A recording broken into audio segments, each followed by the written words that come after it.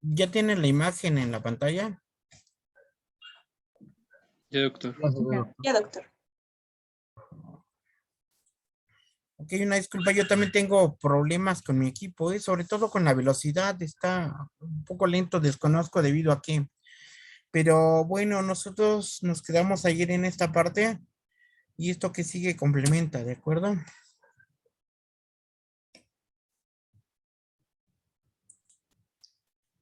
Entonces, ¿qué es lo que ocurre? Lo que ocurre es la siguiente, la evolución más frecuente es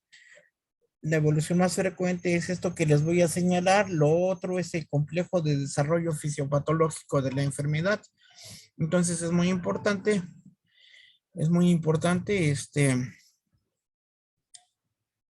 que este esquema que les voy a comentar complementa la historia natural de la enfermedad desde el punto de vista de la fisiopatología. Número uno, inhalamos los bacilos. Nosotros inhalamos los bacilos, ajá. Nosotros inhalamos los bacilos del ambiente, ajá. La evolución más frecuente, dijimos, es hacia la curación. Sin embargo, ocurre también, una vez inhalados los bacilos, que se forma un complejo primario, es decir, se desarrolla una neumonía en específica, pequeña, pequeña, una neumonía, una microneumonía en específica, se genera linfangitis, es decir, hay proceso inflamatorio con presencia de bacilos en el sistema linfático. Posteriormente se genera adenitis. Esto lleva al desarrollo de la respuesta inmunitaria, es decir, al desarrollo de la respuesta de inmunidad del huésped y aparece el viraje al PPD positivo, ¿de acuerdo?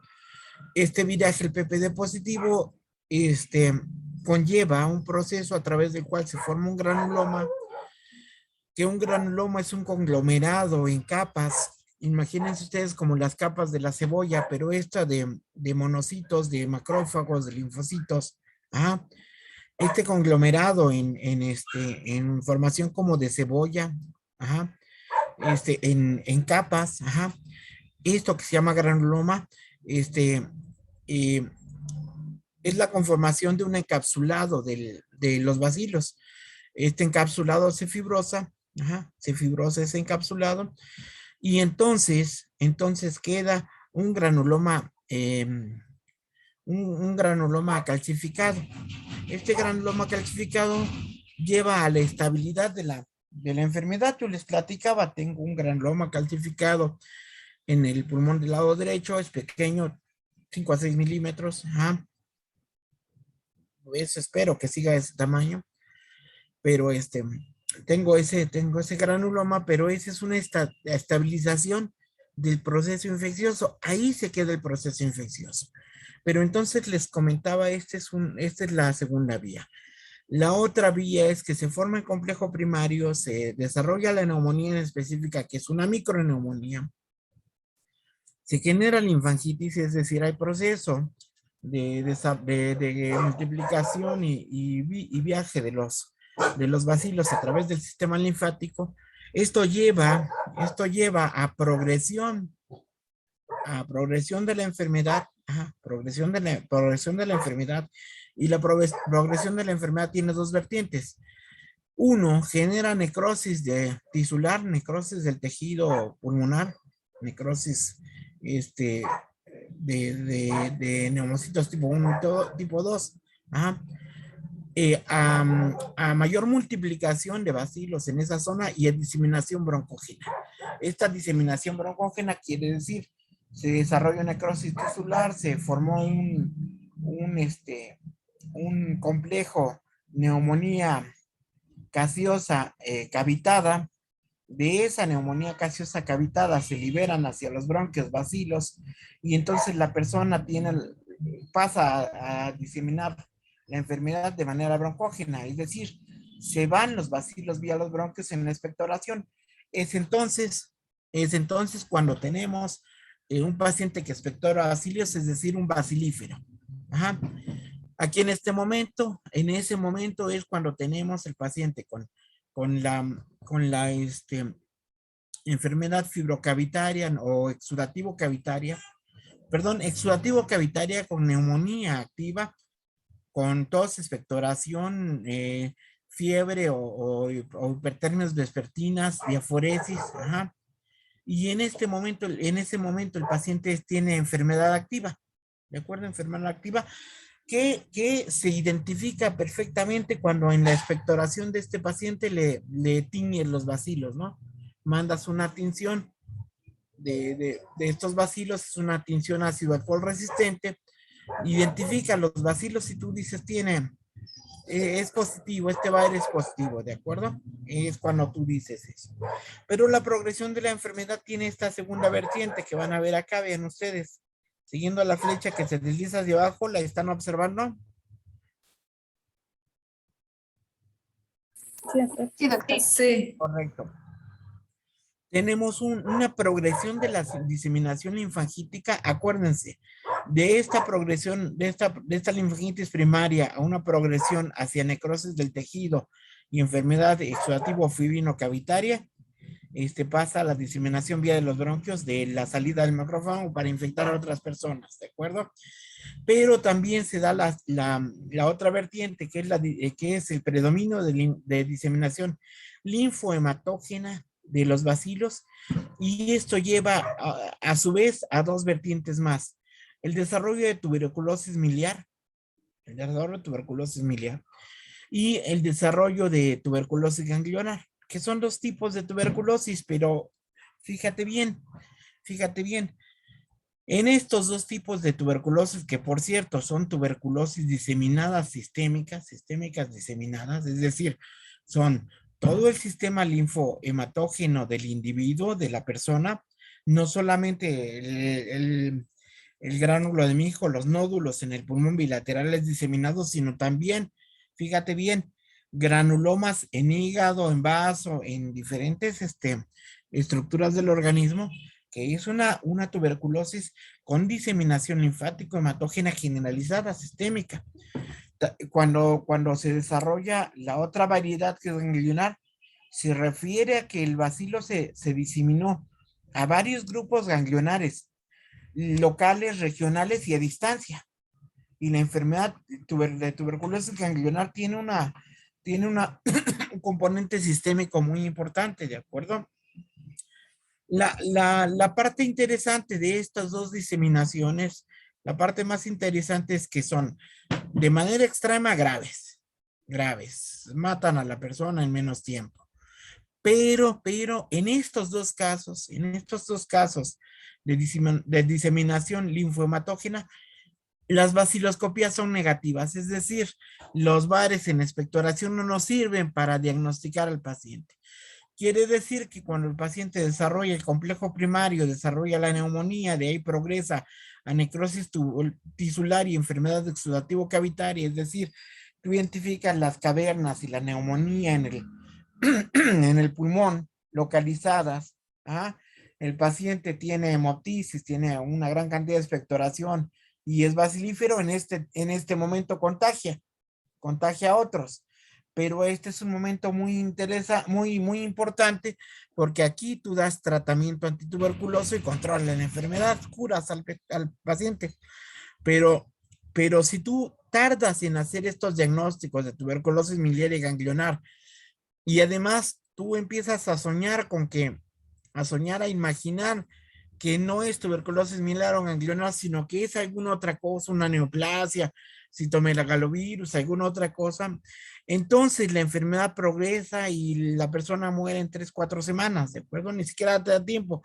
Ya cuando le quieres iniciar tratamiento antituberculoso, el paciente está en caída libre para fallecer, ¿de acuerdo? Entonces, esto es una situación muy importante. Ah, y sobre todo, si tú en estas dos variantes quieres hacer el diagnóstico por vaciloscopía, estás bien perdido, ¿no? No vas a encontrar bacilos en la expectoración, porque acá no hay diseminación broncógena. La diseminación broncógena es en la forma de neumonía necrotizante cavitaria. Acá no hay neumonía necrotizante cavitaria. Aquí hay afectación sistémica, granulomas sistémicos de diferente tamaño, y aquí hay afectación con lesión a los ganglios linfáticos generalizados del individuo, ¿de acuerdo? Entonces, estas son formas graves, Y bueno, no quiere decir que la otra no, pero la otra es más fácil de identificar y más fácil de iniciar el tratamiento, como ya lo vamos a ver ahora que vayas a la consulta y te muestre un par de casos de tuberculosis que tenemos por ahí recientes, nuevos. Entonces, entonces, fíjate bien, estas son las vertientes que ya te había platicado, que son parte de la historia natural, desde el punto de vista de la fisiopatología. Pero acuérdate que estábamos en el elemento de estabilización, es decir, ya estabilicé mi granuloma, yo digo que tengo un granuloma calcificado, pero en un momento dado se me ocurre que sufro alguna depresión de la inmunidad, por alguna causa. Ajá. Desarrollo de diabetes, desarrollo de infección por VIH, desarrollo de hepatitis alcohólica y con insuficiencia hepática, desarrollo de desnutrición proteico-calórica grave. En este momento se deprime mi inmunidad y yo, que me vanagloriaba o me jactaba de que mi enfermedad estaba estabilizada y la tenía controlada, ¡pum! Pasa a la reactivación. Ajá. Se reactiva y entonces tenemos la famosa tuberculosis postprimaria, ¿de acuerdo? Esta es a la que le llamamos tuberculosis postprimaria, que básicamente es la tuberculosis más frecuente, la del adulto. Si alguien te pregunta cuál es la tuberculosis más frecuente en el adulto, pues la postprimaria siempre precede a una infección antigua que parece estar controlada y también siempre está precedida de una caída de la inmunidad por la causa que se te antoje, ¿de acuerdo? Entonces a esto le llamamos tuberculosis de reinfección exógena. Ya estaba infectado, a partir de una infección mía, propia de mí, se reactivó la tuberculosis y yo tengo enfermedad activa. Y cuando desarrollo enfermedad activa de este tipo del adulto, recuerda que puedo desarrollar las tres vertientes: neumonía exudativa cavitaria, tuberculosis miniatis, tuberculosis ganglionar, o puedo desarrollar cualquier otro tipo de tuberculosis en cualquier parte de mi organismo, porque al Mycobacterium tuberculosis, como es un tipo muy ocurrente, se le puede ocurrir infectar mi peritoneo y desarrollo tuberculosis peritoneal. Se le puede ocurrir infectar mi riñón y yo desarrollo tuberculosis renal, ¿de acuerdo? Entonces, ojo con todas estas vertientes, porque es interesantísimo cómo la tuberculosis puede simularnos diferentes patologías. Ojalá que haya tiempo, me parece que sí va a haber tiempo para que revisemos varios casos clínicos, pero hemos tenido casos en los que nos da la impresión de que es tuberculosis y resulta un tumor. En varias ocasiones en que pensamos que es tuberculosis y resulta una neumonía bacteriana cavitaria, ¿no? Hay casos en donde decimos que es tuberculosis y resulta una enfermedad necrótica por alguna otra causa, ¿de acuerdo? Entonces, ojo, la tuberculosis desde ese punto es como la conocían los maestros de antes, la gran simuladora de otras patologías. ¿Ah? Entonces, hasta aquí espero que encuentres complementada la, este, la, mm, la ponencia de ayer, porque vamos a continuar, ¿de acuerdo? Entonces, ahora continuamos y la continuación es harto importante, porque vas a ver de qué se trata esta guerra entre Homo sapiens y Mycobacterium tuberculosis. Si tuviéramos la posibilidad de hacer un recuento, si tuviéramos la posibilidad de hacer un recuento de la mortalidad que ha causado tuberculosis a lo largo de la historia, pucha, no te imaginas. Ha matado más gente que 2 guerras mundiales, ¿no? Mucho más gente que 2 guerras mundiales. Y ha matado mucho más gente que influenza, por ejemplo. ¿De acuerdo? Solo que la tuberculosis es el enemigo silencioso y el tipo del que nadie se imagina y de repente pues se vuelve el delincuente y asesino además, ¿no? Un delincuente asesino. Entonces la tuberculosis tiene para nosotros una gran importancia porque te vas a encontrar tuberculosis a cualquier nivel que tú decidas desarrollar tu especialización médica. Imagínate la especialidad médica que tú quieras en este momento, vas a encontrar patología tuberculosa, ¿de acuerdo? Entonces, esto es importante porque vas a tener que asimilar esto que te voy a comentar y si no lo asimilas, pues allá tú, ¿no? ¿De acuerdo? Entonces, va a hacerte falta en tu formación, aunque te dediques a dermo, aunque te dediques a neurocirugía, aunque te dediques a cirugía plástica, aunque te dediques a oftalmología, vas a encontrar tuberculosis, ¿de acuerdo?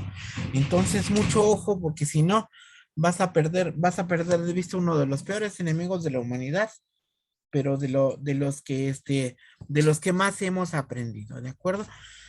Entonces, te voy a explicar de qué depende quién gane la guerra. De hecho, hasta este momento, por el número de defunciones a causa de tuberculosis, la Mycobacterium es el que ha ganado a lo largo de la historia, ¿eh? Cuando nosotros pensamos que lo tenemos controlado, no está controlado, tenemos muchos casos, tiene mucha morbilidad, mucha mortalidad, ¿de acuerdo? Y y simple y sencillamente es el enemigo que todo el mundo quiere ignorar o hacer como que ya se resolvió, ¿de acuerdo? Fíjate bien entonces de qué depende esta guerra, de qué depende esta guerra, quién gana la guerra quién gana la guerra entre Mycobacterium tuberculosis y Homo sapiens. Depende de un elemento de inmunidad extraordinariamente ignorado y magnífico, ¿de acuerdo? Los macrófagos.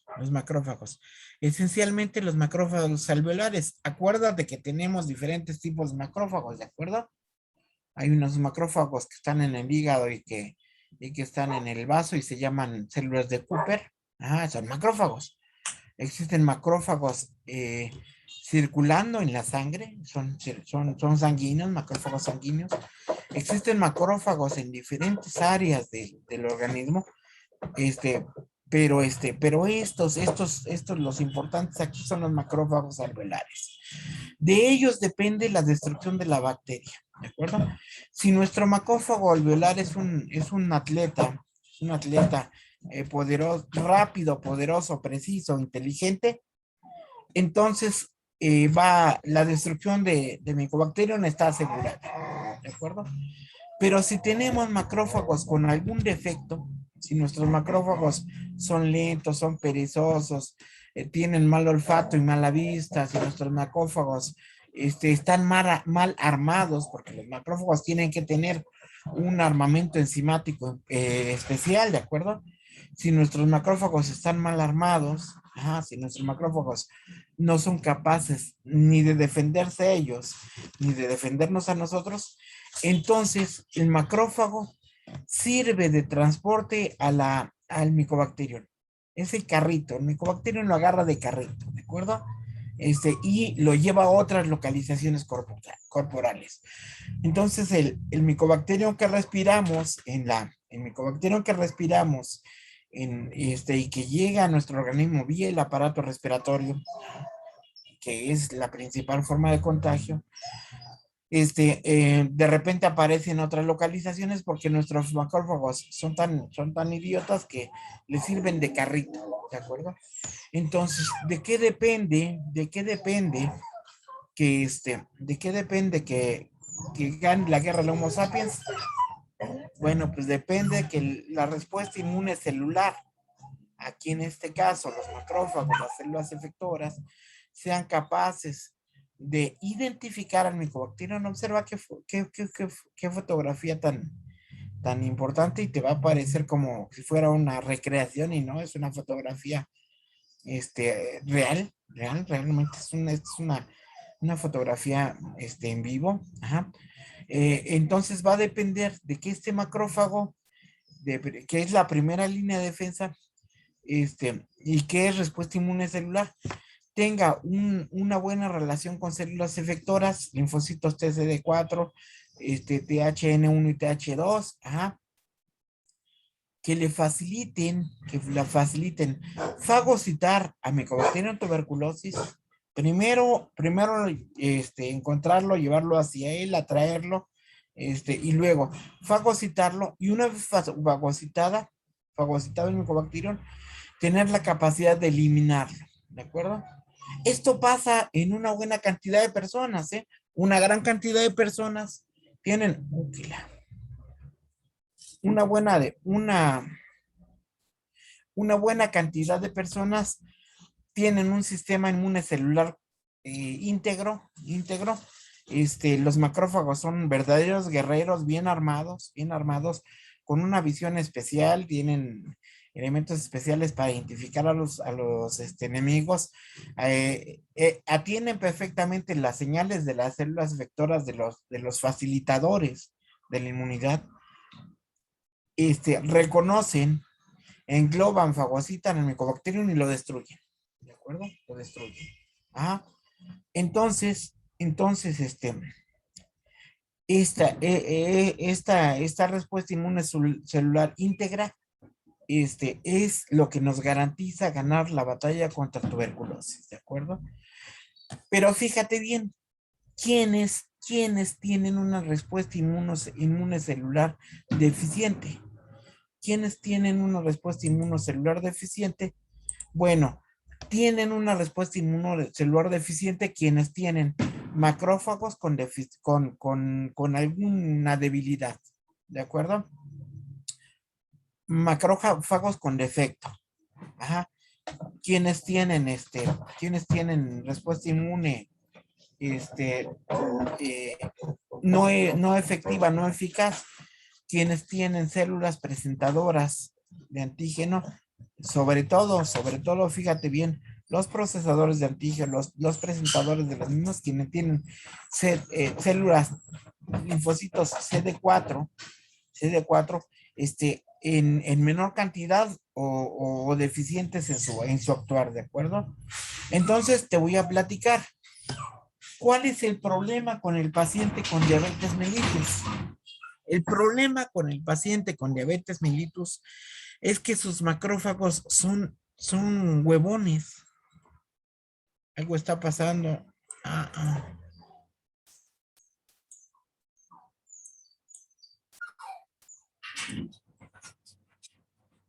Yo no sé qué día. Perdón, algo está pasando a mi presentación. No sé, es una situación completamente fuera de mi control. Algo le pasa a mi presentación, disculpen ustedes. Déjenme ver qué está pasando, porque... Sí, doctor, no se preocupe. Yo les sugiero que nadie esté jugando con su teclado o algo así, porque miren, esto es así como una cuestión maldita, ¿no? Porque se empezó a movilizar mi presentación por sí sola sin ningún estímulo mío, ¿no? Entonces algo está pasando. Yo creo que está muy cerca Halloween, ¿no? Y esto es una cuestión como de brujería, alguna cosa así. Habitualmente no ocurre. Y ahorita empezó a correr sola mi presentación, ¿eh? No sé, le digo, a veces obedece algún teclado que esté por ahí, moviéndose. Espero que no vuelva a ocurrir porque... Ok, entonces les estaba platicando. En diabetes mellitus los macrófagos son particularmente deficientes. Entonces, ¿cuál es el defecto de la inmunidad en el paciente con diabetes mellitus? Hay un defecto en inmunidad celular que básicamente tiene que ver con que los macrófagos son muy lentos, muy lentos. Es como cuando tú estabas en el primer año de la carrera o en el primer año de la vocacional y tu mamá te despertaba, oye, ya te tienes que ir a la escuela. Y tú le respondías, sí, un ratito más, ahorita voy, ¿no? Pero así con una lentitud de aquellas, ¿no? Oye, ya párate a bañar, sí, ya voy, y pasa media hora y tú todavía no te metes a bañar, ¿no? Y luego, cuando ya se te hizo tarde, quieres ponerte el zapato, los zapatos y te pones el izquierdo en el derecho, ¿no? Y entonces, buscas tus zapatos, tus tenis blancos y te pones unos grises, ¿no?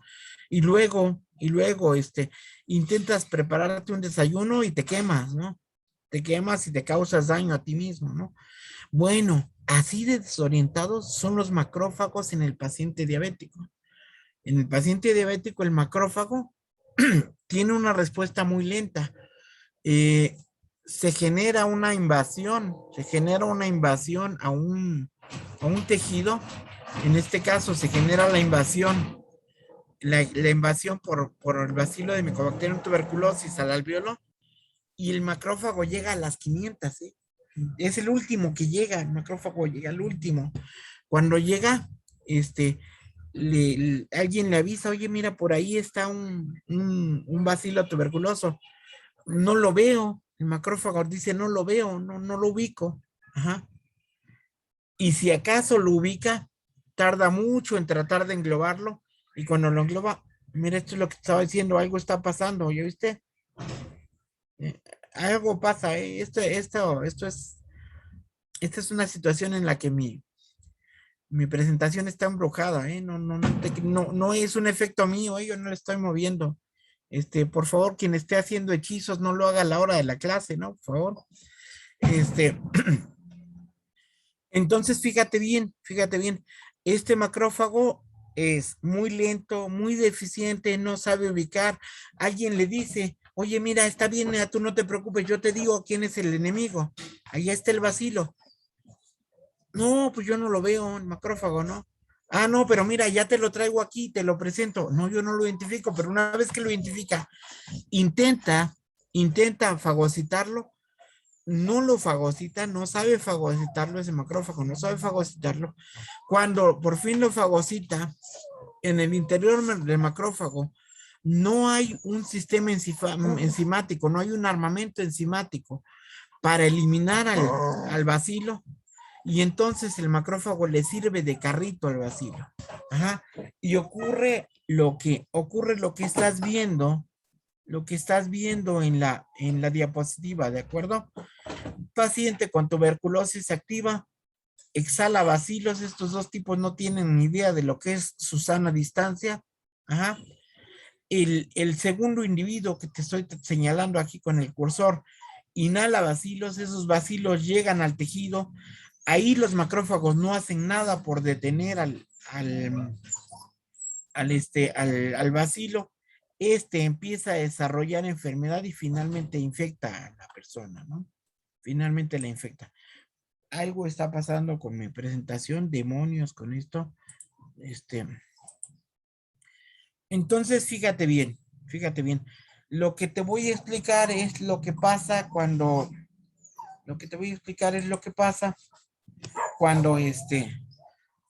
cuando tenemos que hablar de la patogénesis de la tuberculosis y estos eventos cronológicos.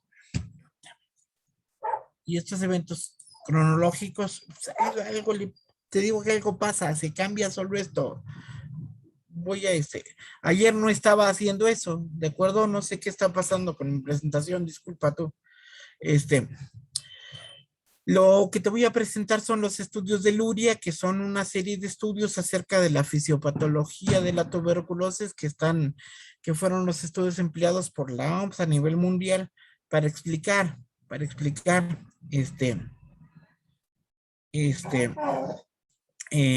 la génesis de la enfermedad tuberculosa, ¿de acuerdo? En una primera fase,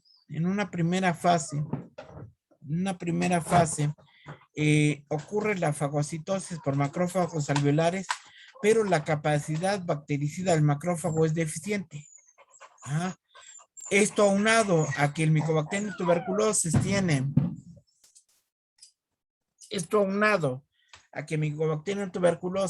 una gran capacidad virulenta, es decir, se conjuntan un defensor torpe y un agente muy agresivo, en esta primera fase. Luego, Mycobacterium tuberculosis es internalizado mediante diferentes receptores, para complementos CR3 y CR4, receptores de Manosa, receptores para FC y receptores Scavenier, que tienen un componente importante de base colesterol. Estos son los elementos que internalizan esta Mycobacterium tuberculosis hacia la célula llamada macrófago.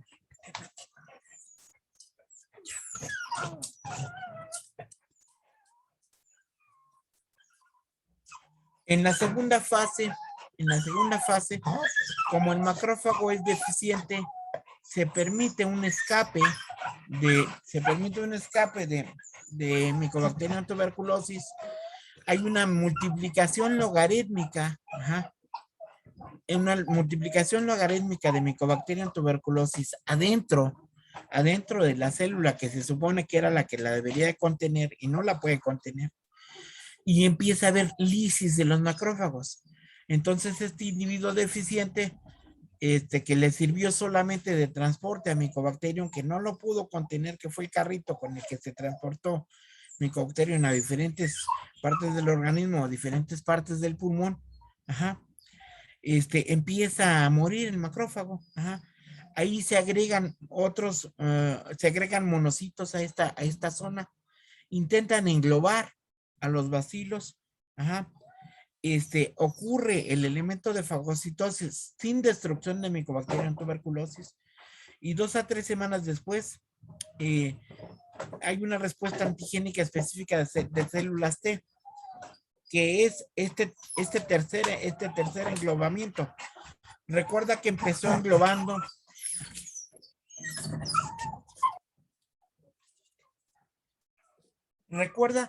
el macrófago empezó englobando a Mycobacterium tuberculosis.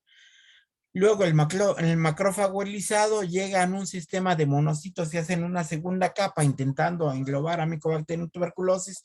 Recuerda que ya se multiplicó en los restos de lo que fue el macrófago. Ajá.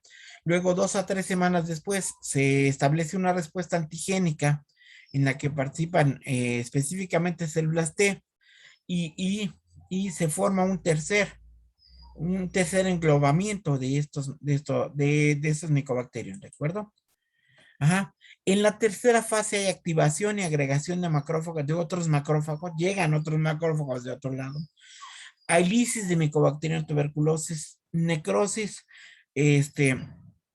no proliferación de Mycobacterium extracelular, no hay proliferación extracelular de Mycobacterium, y entonces aquí es donde se genera lo que te explicaba yo de la infección latente, es decir, queda englobado Mycobacterium tuberculosis, no por los macrófagos, que fueron los primeros que fallaron, sino por otros componentes de la inmunidad que lo logran contener. Escasas poblaciones de Mycobacterium tuberculosis, fíjate bien, escasas pero importantes porque están vivas, se quedan latentes adentro de este granuloma, que puede llegar a tener grandes unidades de calcio al final y calcificarse y ser un componente duro, pero eso no importa en el Mycobacterium cuando se reactiva, ¿de acuerdo? Ajá. En la cuarta fase entonces, un defecto inmune, ya sea de los linfocitos CD4 o CD8, como en la infección por virus de inmunodeficiencia humana SIDA, en un defecto de los macrófagos, como cuando se manifiesta diabetes mellitus tipo 2, que no aparece en la primera etapa de la vida del individuo, sino aparece posteriormente, en defectos de la respuesta a las citocinas, se desarrolla un defecto inmune que permite que estos Mycobacterium despierten, se multipliquen, que haya diseminación hematógena, reactivación con daño tisular y cavitación local y regional, y que aparezca tuberculosis activa con transmisión de la enfermedad, aparentemente donde había solo una primoinfección y esta estaba controlada. Recuerda que en esta fase es donde aparece el defecto inmune, que hace que Mycobacterium, que estaba por ahí dormido, de repente recuerde que puede generar multiplicación y daño, y lo hace, ¿no? Lo causa, ¿de acuerdo?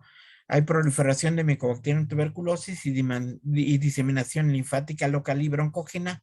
Aquí hay baciloscopias positivas. Ve tú la enfermedad exudativo cavitaria, ¿sí? Exudativo cavitaria, que te estoy mostrando aquí con el cursor, espero que lo estés viendo. Ajá. Hay necrosis y más cavitación, ¿de acuerdo? Entonces, esta es la génesis de la tuberculosis del adulto, de la posprimaria, ¿de acuerdo? Ajá, ausencia de activación de macrófagos por las células T. Las células T no pueden activar a los tristes macrófagos, que son una burla. Ajá. Mayor diseminación hematógena, y tuberculosis miliar, como la ves tú aquí. ¿Ya la viste? Este micronódulo, si alcanzas a ver micronódulo, perdón. ¿Alcanzas a ver micronódulo o no? Sí, Eso. Ese micronódulo está completamente diseminado desde las partes inferiores a las superiores y de manera bilateral. Entonces, se genera tuberculosis miliar también como tuberculosis postprimaria, ¿eh? Y aquí el ejemplo más característico de esto, de esta ausencia de activación de los macrófagos por silos T, es VIH-Sida, ¿de acuerdo? Ok, entonces, el triunfo del Homo sapiens depende, es decir, de que nosotros le pudiéramos ganar a tuberculosis, aunque es una guerra que hemos perdido muchas veces, es como la selección nacional, ¿no? Que juega partidos con los chiquitos y gana, y luego juega con los grandes y pierde siempre. Bueno, pues así nos pasa a nosotros, al Homo sapiens, con Mycobacterium tuberculosis, ¿no? Si tratamos con una gripe común, ganamos, pero si tratamos con una enfermedad mucho más compleja y de la que nos tenemos que defender mejor, perdemos. Entonces, ¿de qué depende el triunfo del Homo sapiens? Depende del equilibrio entre la capacidad de destruir al macrófago, de destruir al Mycobacterium tuberculosis, contener el bacilo y evitar que haya extensión de la necrosis, fibrosis y regeneración, ¿de acuerdo? Si se logra esto, el Homo sapiens triunfa. El Homo sapiens triunfa, ¿de acuerdo? Entonces, básicamente, estos son los componentes que llevan a la diseminación de la enfermedad. Ajá. Y, y a la presencia de estas lesiones, ¿de acuerdo? Estas son las lesiones. Yo te muestro en las primeras laminillas que están teñidas en azul lo que es un granuloma. Un granuloma es un conglomerado de células. Un granuloma es un conglomerado de células. Esos que hoy son mis malditos perros, ¿eh? Ahorita los voy a tirar por un costado de mi casa. Van a caer hasta la calle ahorita que los tire, pero ahorita los voy a ignorar un rato, ¿no? Son mis malditos perros, espero no te hayan molestado. Entonces, mira, en la primera laminilla, en las laminillas en azul, estás viendo granulomas. Un granuloma son conglomerados celulares de células de defensa que engloban una lesión particular, como la que tú estás viendo aquí, pero esta lesión particular es muy importante. Si tú histológicamente quieres hacer el diagnóstico de tuberculosis, tienes que encontrar granulomas. Pero fíjate bien, ten mucho cuidado, hay muchas enfermedades granulomatosas. Es decir, hay muchas enfermedades que lesionan los tejidos con base en granulomas. Por ejemplo, la granulomatosis de Wegener, Goodpasture, ajá, y otras vasculitis, ¿no? Que por cierto son un remontón, ajá, generan granulomas. Bueno, si si te refieres a la lesión, por ejemplo, por lupus o por artritis reumatoide en el pulmón, hay granulomas, ¿de acuerdo? Hay granulomas. Entonces, ¿cuál es la parte característica si tú quieres hacer el diagnóstico por histología de tuberculosis? Que encuentres granulomas con calcio. Calcio es esta sustancia blanca que ves aquí en el corte histológico, y esta sustancia blanca que es muy parecida al requesón desde un punto de vista morfológico en el tejido. Observa en este corte de pulmón. Aquí se le hizo una segmentectomía a un individuo para quitarle un foco tuberculoso, a un paciente con tuberculosis multidrogo resistente, que ahora también las segmentectomías se pueden hacer para tratar tuberculosis multidrogo resistente de manera radical, y tú encuentras estas lesiones casiosas, ¿de acuerdo? En los cortes. Fíjate bien que aquí no te estoy hablando, donde está el bisturí, no te estoy hablando del corte micro, ¿no? Corte micro está aquí en azul teñido, no, no. El corte macro, tú ves casum, ¿no? Casum. Entonces, ojo, porque entonces, esta estructura a manera de una cebolla que ves en el dibujo de abajo de las laminillas azules, esta estructura es el granuloma. Por histología, tú encuentras granulomas en el hueso y esos granulomas están calcificados, tienen casum.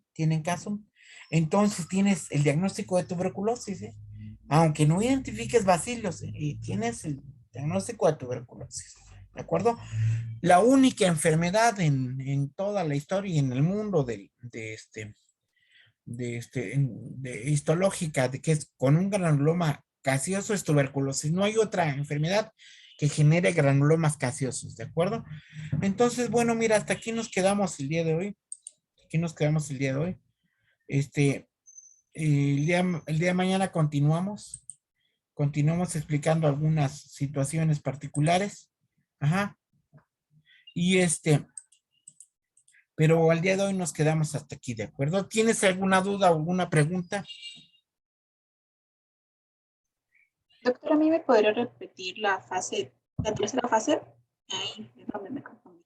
La tercera fase. ¿En qué consiste la tercera fase? La tercera fase es activación y agregación de más macrófagos que vienen de otras localizaciones. Recuerda que por lo menos tenemos cinco tipos de macrófagos diferentes. Es decir, hay macrófagos en 5 partes diferentes de la economía, muy diferentes desde un punto de vista funcional y inmunológico, inmunológico. Entonces, cuando los macrófagos alveolares ya valieron, cuando no han sido útiles, cuando se lisaron, cuando no han sido útiles, en la tercera fase se agregan macrófagos de otras localizaciones. Puedes encontrar células de Kupffer en el pulmón. Llegaron desde el hígado o el vaso a reforzar la respuesta inmune en el pulmón, ¿de acuerdo? Entonces, este reforzamiento de otros macrófagos diferentes al macrófago alveolar son los que generan la lisis de Mycobacterium tuberculosis, la necrosis del tejido, la no proliferación de Mycobacterium tuberculosis extracelular, es decir, que no se multiplique fuera de la célula, y son las que generan en esta fase la infección latente. Entonces, en la tercera fase está la infección latente con un granuloma calcificado. Estas esferitas que ves más periféricas son esferitas de calcio. Ajá. Y todos podríamos quedarnos tranquilos y sin ninguna preocupación si tenemos un granuloma calcificado, pero sí, solo sí, no vas a tener ningún sobresalto inmunológico con inmunodeficiencia en tu vida, ¿no? Porque si los que tenemos un granuloma calcificado, si en algún momento de nuestra vida este, tenemos una deficiencia inmune, pasamos de la tercera fase en la que podemos vivir el resto de nuestra vida, pasamos a la cuarta fase. En la cuarta fase se hace evidente el defecto inmune. Yo te decía en el esquema de la historia natural, este es el momento en el que una gente sale del closet y no se protege con protector de barrera, una persona desarrolla diabetes y no le hace caso, empieza a tomar tecitos, sigue consumiendo alcohol y la diabetes se descontrola, los macrófagos quedan hechos una lástima y no sirven, y entonces aparecen los defectos que llevan a la reactivación de la enfermedad. Entonces, la tercera fase es en donde has logrado la contención de la enfermedad, pero esta es una contención que puede ser permanente si no tienes ningún tipo de afectación inmunológica el resto de tu vida, o que lleva a la cuarta fase si en tu vida aparece algún defecto de la inmunidad. Y te platicaba, ¿no? A alguien le dicen, oye, te veo gordita y deja de comer, ¿no? Bueno, pues a veces eso es suficiente para el defecto inmune y para activar la cuarta fase y diseminación o hacer que aparezca tuberculosis postprimaria, ¿de acuerdo? ¿Sí quedó claro? Sí, doctor, gracias. No, ¿de qué? Para servirles. Entonces, 2 personas no se agregaron a la clase, ¿eh? Digo, alguna justificación deben de tener aparte de la situación de internet, pero pero bueno, de alguna manera se tienen que integrar posteriormente, ¿no? Ahora bien, quitamos la situación esta de la alaraca esta de la clase de tuberculosis. Y bueno, entonces te comento, entregamos hoy entregamos la temática que van a elegir ustedes, que se van a distribuir ustedes para exponer, ¿de acuerdo? ¿Cómo se van a formar los equipos de dos? Pues ustedes lo deciden. ¿Cómo van a exponer los que decidan exponer? Pues ustedes lo deciden. Puede ser que me digan, nada más, 4 personas queremos formar 2 equipos, tomamos 2 temas, los demás no, bueno, los demás estarán sometiendo examen, ¿de acuerdo? Ajá. Pero si cada uno de ustedes se pone de acuerdo, eligen un tema, son 4, son 10 personas, estaríamos ya teniendo los elementos para estar viendo las siguientes presentaciones. Y bueno, así como son muy, como son muy, muy nobles para calificar, bueno, te aseguro que vamos a calificar tus presentaciones de la misma manera, ¿no? Las vamos a calificar reconociendo tu esfuerzo, ¿de acuerdo? Entonces, ahí están ya los temas, yo creo que ya se los hicieron llegar porque yo se los pasé desde la mañana. Revísenlos, organícense cómo va a quedar mañana me avisan cómo quedan los grupos distribuidos para que generemos la primera programación de cuándo sería la primera presentación, que sería, yo me imagino, de esta semana que viene a la otra, ¿de acuerdo? Entonces, en eso estamos. Nos vemos el día de mañana, ¿de acuerdo? Sí, doctor, Sí, gracias. doctor. Muchas gracias. ¿Sí quedó claro? ¿Tienen alguna duda con respecto a las presentaciones? ¿Sí ya vieron la temática? ¿Ya vieron los materiales? Sí, doctor. ¿Sí? Sí. Ok, entonces pues ya nada más es que se pongan de acuerdo, ¿no? Es decir, no, yo tomé y ahí te queda este otro. No, no, pónganse de acuerdo, ¿no? ¿Qué tema les interesaría? ¿Cuál van a desarrollar lo mejor posible? Porque tienen que superar lo que hicieron sus compañeros que presentaron el primer tema, ¿eh? Eso no les quepa duda, ¿no? ¿Sale? Entonces, bueno, nos estamos viendo el día de mañana, ¿de acuerdo? Nos escuchamos. Que tengan buena Claro. noche. Hasta Gracias, mañana. Muchas igualmente. gracias. Doctor. Hasta mañana, que estén bien.